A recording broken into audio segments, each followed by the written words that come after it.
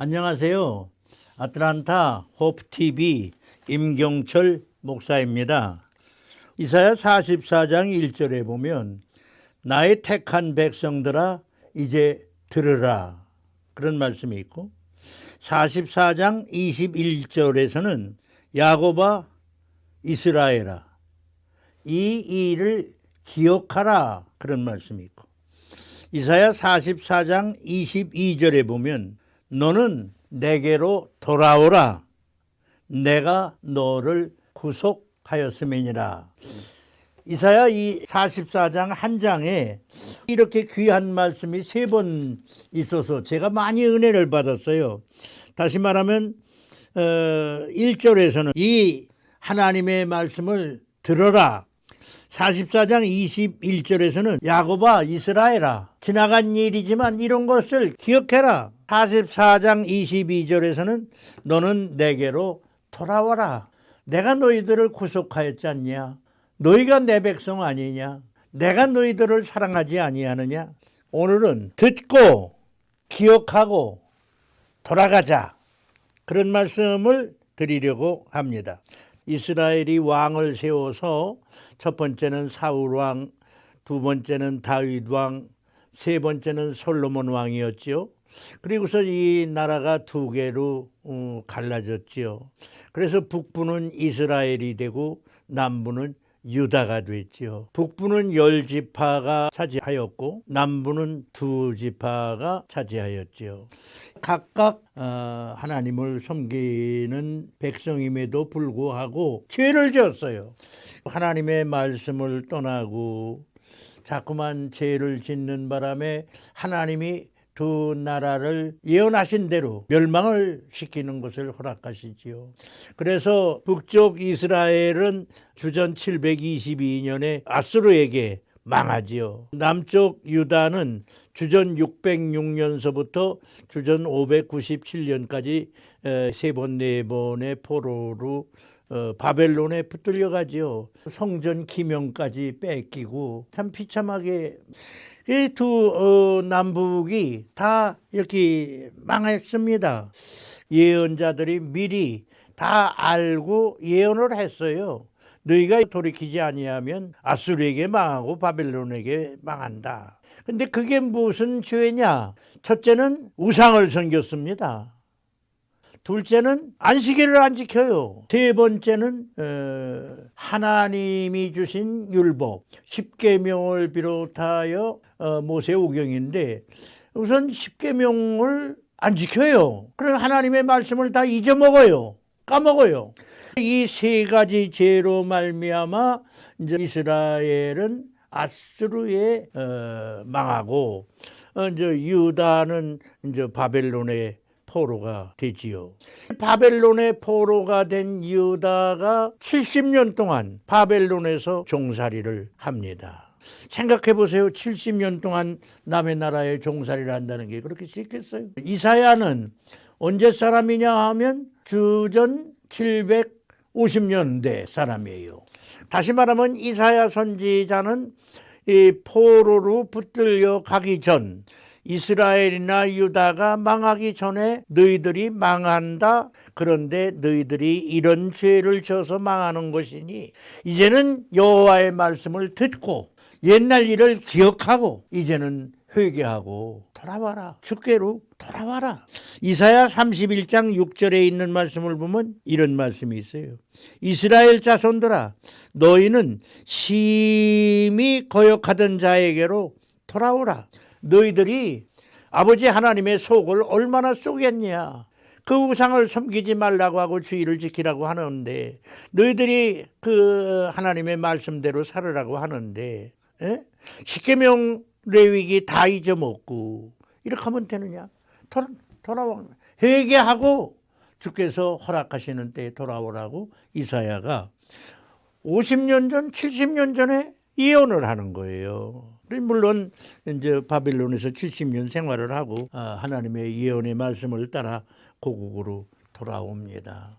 또 고국으로 돌아온다는 말은 조금 더 구체적으로 말하면 하나님의 말씀으로 회개하고 하나님의 사랑을 받고 떠났던 하나님의 품으로 다시 돌아오는 것입니다. 아버지 하나님은 너희들을 구속하였기 때문에 너희들을 다시 품에 안아주신다. 요새 코로나 바이러스가 이렇게 3년째 괴롭히고 있습니다. 더구나 이제는 델타까지 나와가지고 더 큰 것으로 위협을 하고 있습니다.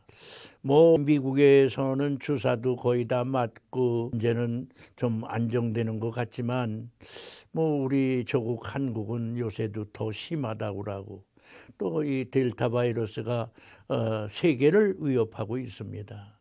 저는 혼자 기도하면서 생각을 했어요.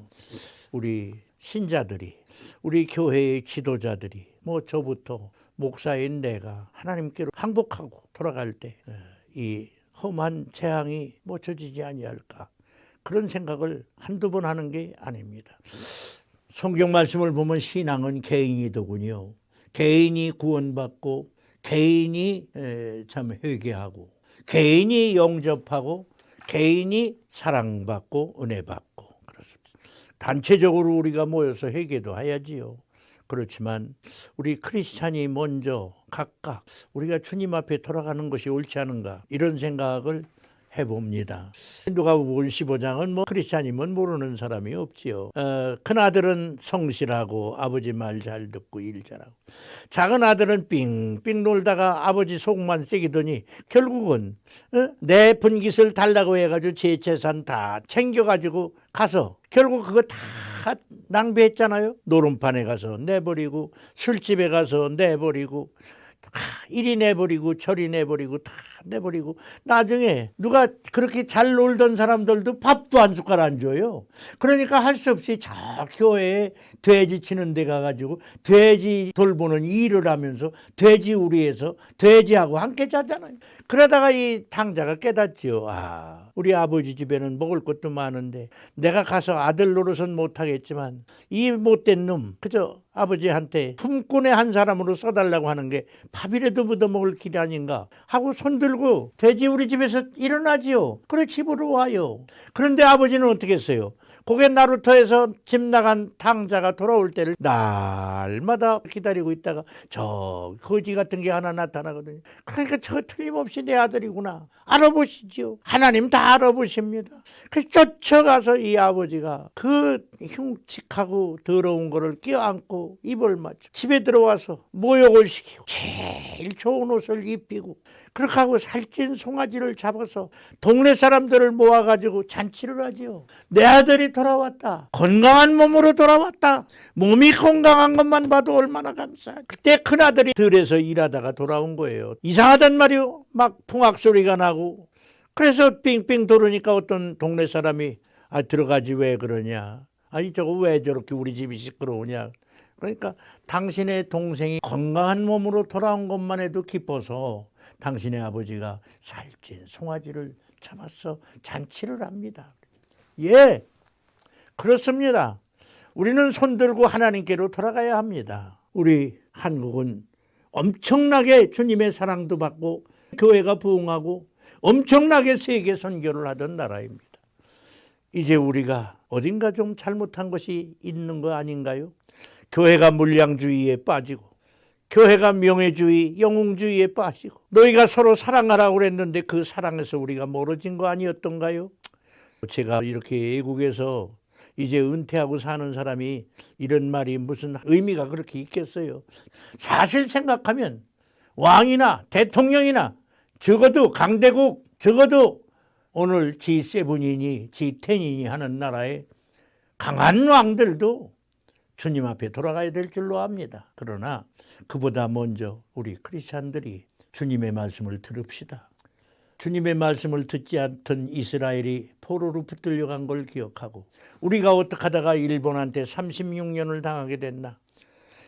어떻게 하다가 6.25가 터졌나? 우리에게 자유를 준 것을 고마워할 줄도 모르고 믿는 사람들이 이렇게 타락하니까 하나님이 6.25를 일으켰다고 우리 선배들이 그렇게 말하지 않았어요? 참 다시 어떤 재앙이 올까 두렵습니다. 우리 주의 말씀을 듣고 옛날 일을 기억하고 다시 한번 손들고 주께 돌아갑시다. 주님은 아무리 큰 죄를 졌어도 10번 100번 죄를 졌어도 성경에 뭐라고 그랬어요? 너희가 그렇게 속썩이든 너희가 그렇게 거역하든 하나님께로 돌아가라고 그러지 않았어요? 돌아가기만 하면 주께서 우리를 품어주십니다. 다시 한번 복 내려주시고 힘주시고 귀하게 엮어주시고 써주실 줄로 믿습니다. 감사합니다.